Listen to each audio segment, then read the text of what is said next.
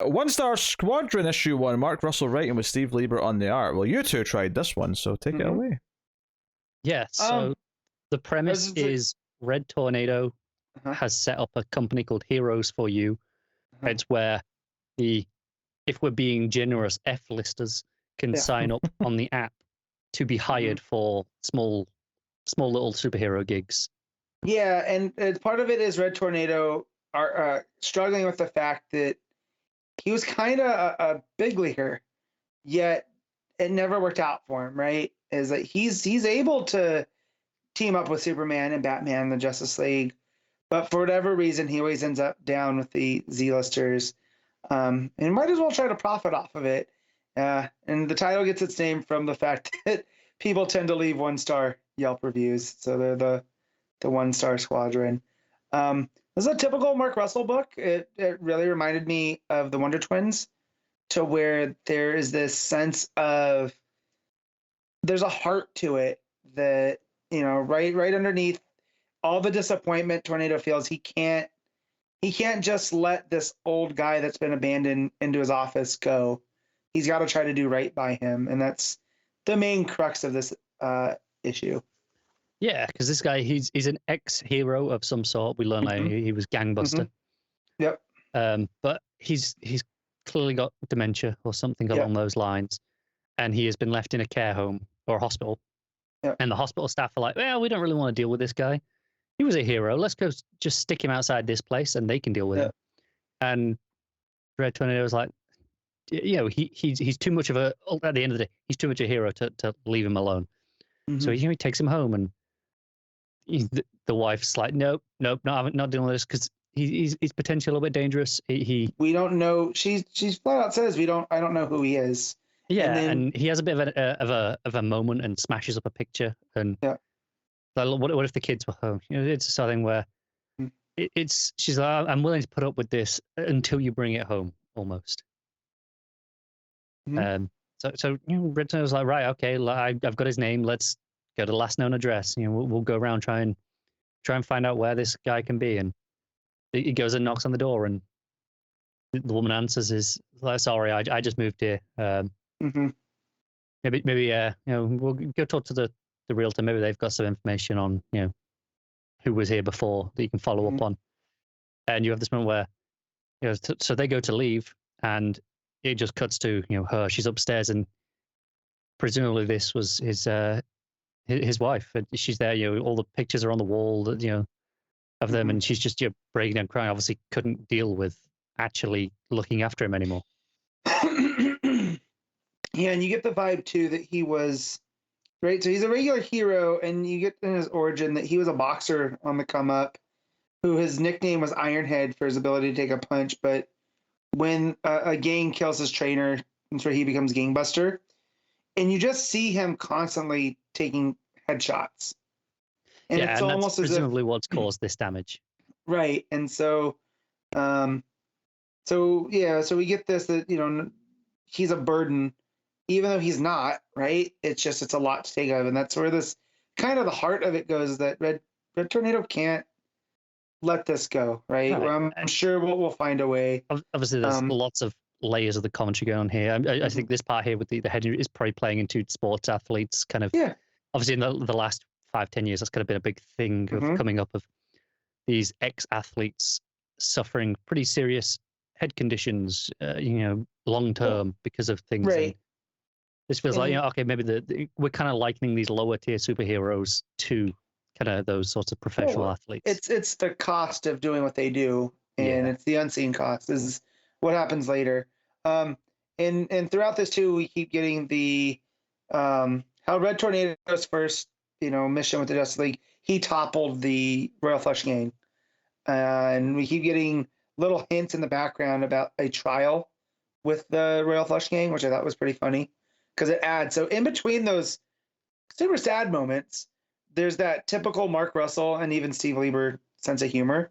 And the Royal Flush Gang is one of them, because they look in the background. If you read the Judge Deal's Royal Flush Gang 20 years, that basically the King of Spades says, like, as a monarch, our laws don't apply to him, but because Spades is in an actual place, the judge denies it.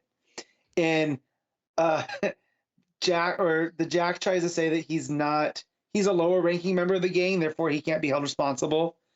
But the judge counters that, oh no, you can't have a royal flush without a Jack, so you're just an equal part of this. You know, you don't have. It says here, without the Jack and the royal flush, all you have is an ace high. And just like, okay, well, thanks at least for breaking that up. You know, there's a B plot too going on with them trying to really make money as part of this Heroes to You. And in that you have Power Girl, Karen Starr, I'm going to say, right? I'm assuming so, yeah. Yeah, she's trying to teach, what's his name? Heckler, you know, about the power of sales and how good GI Robot is at being able to sell these, you know, online courses. They're called Squad Goals. But Heckler kind of calls her out for this, you know, and she's like, if you're so good, right, you're a Kryptonian, you have legit superpower, why are you working with us? And she hands him Maxwell Lord's book. And like, it changed my life. Yeah, and just he's, you know, he brings up, he goes like, I don't know. It's essentially the answer is she succumbed to capitalism and gone, yeah, being a hero on this world's great and all, but you need money or everything's worthless. So I'm here to make money. And Heckler's like, yeah, that kind of sounds like a cult. and yeah, so by the end of the issue, she's sitting at the corporate headquarters with presumably the board.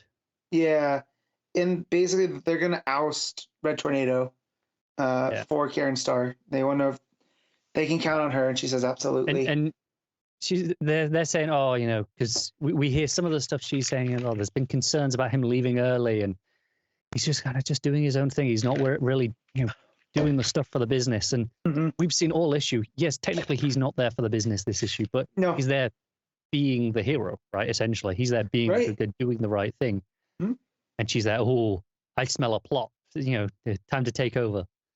And it's. I can see people maybe not liking, you know, taking Power Girl on this really cynical route, but I don't know, it's working for me here. So I don't have a lot of love for Power Girl. Like, I know they made her Kryptonian, they solved all that stuff, but I always remember her as the, you know, the CEO of Star, whatever that company was. So for them to use her like this here, like, it makes sense, you know. It feels like business tycoon Power Girl, right?